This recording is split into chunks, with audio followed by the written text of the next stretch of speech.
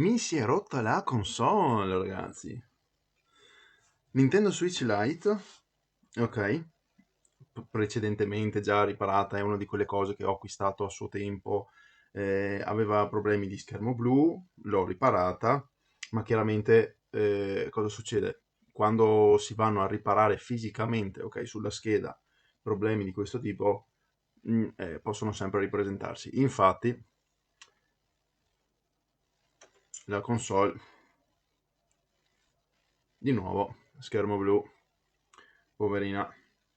Era una di quelle che avevo anche intenzione di vendere, ma ho fatto bene a non rivenderla, perché ormai i casi di schermo blu in questo stato non vale più la pena. Avevo anche cambiato lo schermo, ho comprato lo schermo nuovo, eccetera. Ho visto che poi lo schermo era pure crepato, non è allineato bene, cioè un sacco di robe, insomma. Una cosa tira l'altra. E quindi niente, me la sono tenuta io. Ogni tanto ci gioco e basta, niente di più.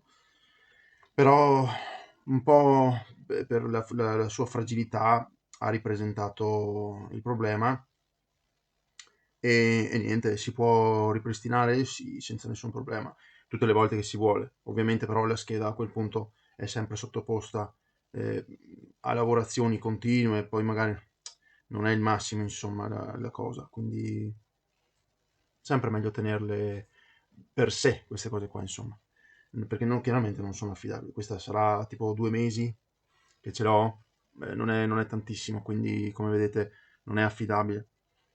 E niente, quindi adesso se io so che c'è questo punto qua, questo angolino qua in alto, ok, se io vado a premere leggerissimamente, non serve molto, ok, e vado ad accendere, no, non ho premuto abbastanza, ok, riproviamo. Se io vado a premere questo punto qui, che conosco essere il problema, e la vado ad accendere,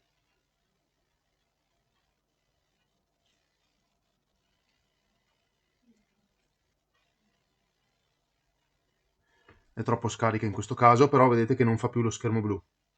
Adesso io gli collego l'alimentatore perché la batteria si è scaricata, tenendo continuamente lo schermo blu, la batteria si è scaricata e niente. Allora, tengo lo stesso premuto, ok, inserisco l'alimentatore, ecco che adesso fa lo schermo blu perché non ho premuto bene. Allora, spegniamo, andiamo a premere il punto che conosciamo, che conosco essere il problema. Vado ad accendere la console, come vedete Nintendo, logo Nintendo, la console è troppo scarica per accendersi ma mi mostra delle immagini. Questo perché c'è un punto difettoso sotto il processore. Che cosa faccio adesso? Molto semplice, smonto la scheda,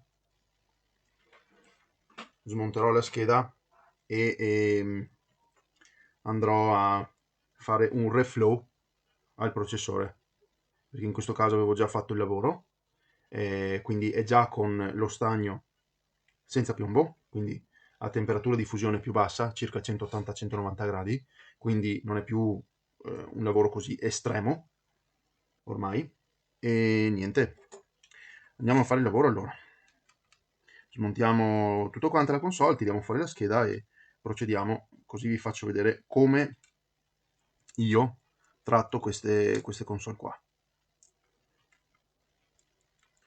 La scheda di per sé, come avevo già detto, è già stata riparata in passato, chiaramente da me, e, e gli ho fatto alcune riparazioni di tracce, perché eh, il precedente fatto, ok, ha praticamente rovinato, ok, le piazzole al di sotto del processore, cioè proprio le ha staccate perché ha subito una torsione la scheda in questa fascia qua, che è quella che appunto dove poi comunica con le RAM, ha subito una grave torsione e quindi ha fisicamente danneggiato la scheda, e ho dovuto quindi staccare il processore, fare il reballing e andare a ricostruirgli le piste che si erano danneggiate.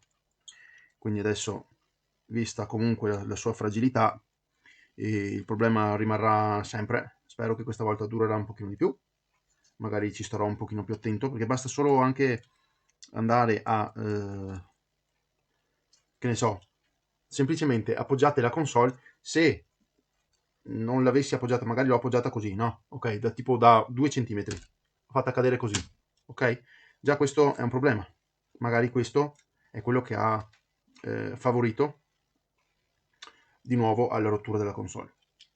Quindi devo starci ancora più attento.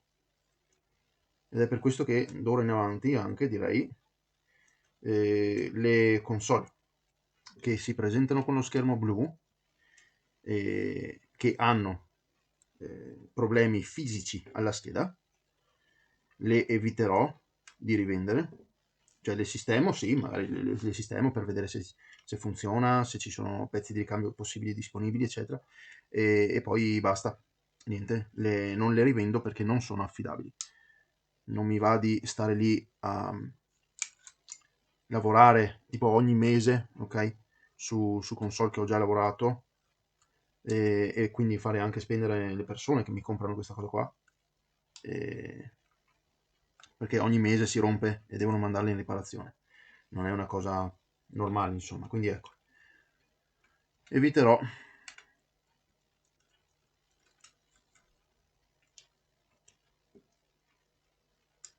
Anche le persone che volendo mi mandano a riparare la console per lo stesso motivo, ecco, magari li avviserò che è una riparazione, non è rischiosa, ma non è una riparazione che può ritenersi duratura se ci sono problemi fisici alla scheda. Se è solo un discorso che ne so, di una sfera di stagno che si è crepata leggermente, capito?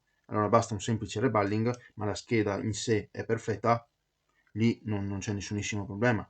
E il discorso cambia, come ho detto, quando ci sono cose fisiche, danneggiamenti fisici sulla scheda che impediscono poi il corretto funzionamento.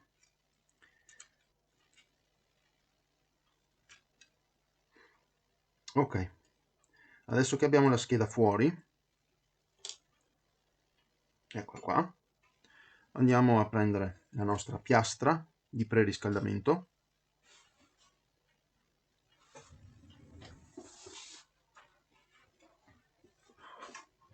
Eccola qua.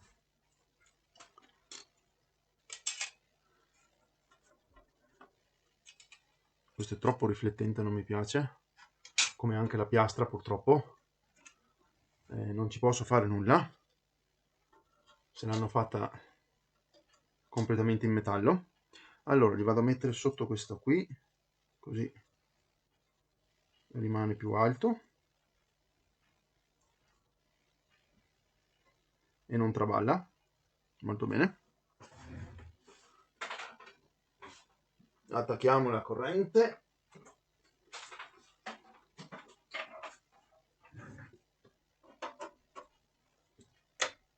Accendiamo la piastra. Io la utilizzo sempre a una temperatura standard di 250 gradi, bene o male per qualsiasi lavoro, e vedo che così funziona egregiamente senza nessun problema. E andiamo a mettere un po' di flussante, che poi con il calore scivolerà sotto. E adesso non ci resta che aspettare che la temperatura arrivi a livello, che la scheda raggiunga almeno i 180-190 gradi, in modo da fondere lo stagno sotto.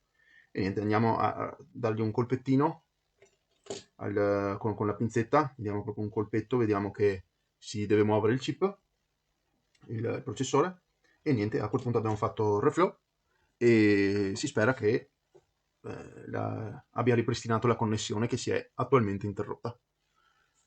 Se andate a fare questi lavori qua, ricordatevi anche di utilizzare l'aspiratore di fumi, perché in questo caso con le alte temperature il flussante continua a produrre fumo che non è buono respirare.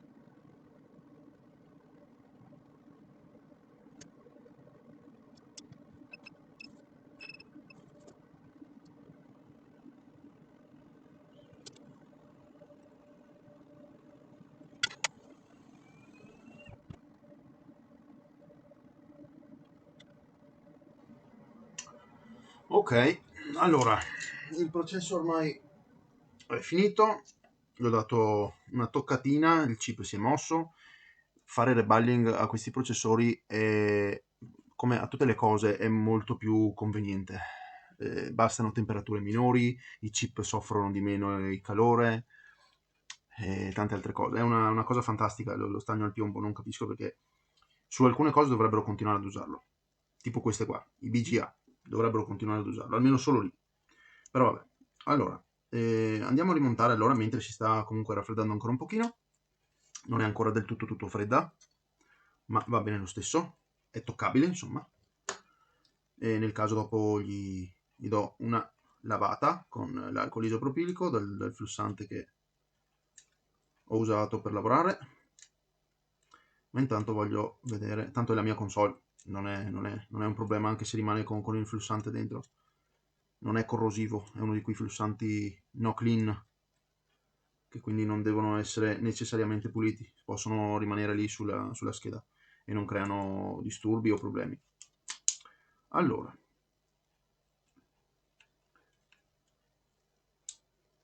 colleghiamo il touch, colleghiamo lo schermo,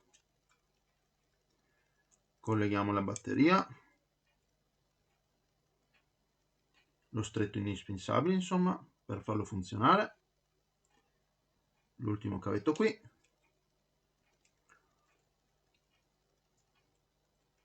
ok,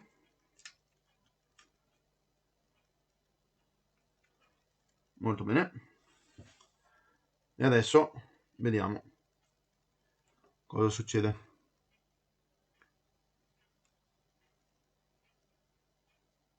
A posto, fatto ragazzi, la console è tornata a funzionare nella sua normalità, quindi sono soddisfatto, sono ok, potrò ancora utilizzarla per un bel po' di tempo. Adesso la lascio in carica perché, come ho detto, purtroppo si è completamente scaricata.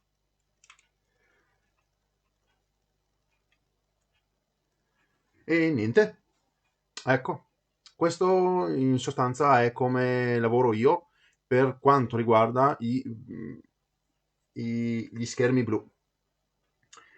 Di norma, tante volte magari basta anche solo un reflow, anche solo sulle console che sono già a posto. Se riuscite a vedere che premendo le RAM o premendo il processore nei vari angoli, soprattutto quelli rivolti verso le RAM, ok? Nei due angoli rivolti verso le RAM, se parte, ok, senza troppa pressione, di norma potete fare in questa maniera qua: togliere il processore o le RAM, in questo caso, quello che dà problemi, insomma.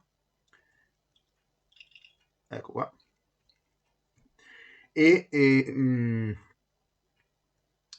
andare a rifare le sfere, rimettere il chip e se avete tutto correttamente la console dovrebbe riprendere a funzionare senza nessunissimo problema.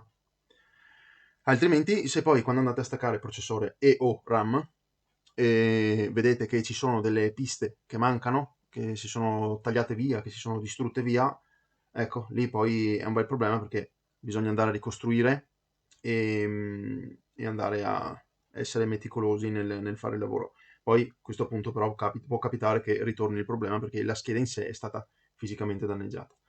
Ok ragazzi, io termino qui il video, è stato, spero sia stato di vostro gradimento stare anche in mia compagnia, iscrivetevi al canale, lasciate un like, commentate, fatemi sapere la vostra e come sempre rinnovo anche l'invito per chi avesse bisogno di riparazioni, manutenzioni o anche solo consulenze eccetera, mi può trovare tramite i link in descrizione, ok? Sul mio sito o su Facebook o su YouTube, insomma, qua dove volete.